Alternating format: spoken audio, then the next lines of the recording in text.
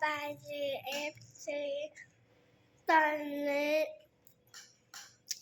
อายหลานไปโรงเรียนหลานเด้อหลานนะได้กินข้าวนี่เด้อ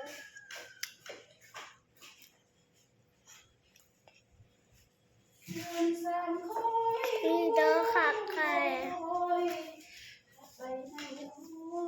นี่เด้อกับข้าว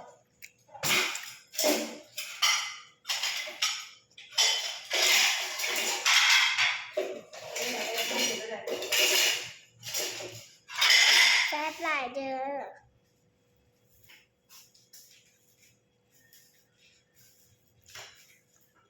แซ่บหลายเด้อท่านผู้ชมน่ะ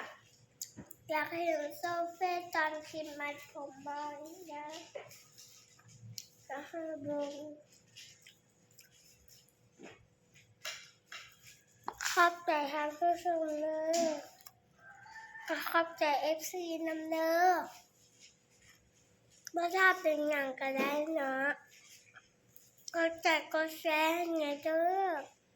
บ้านโซเฟ่อยู่หนังหนูเด้อให้โซเฟ่อยู่หนังเรียนเด้อ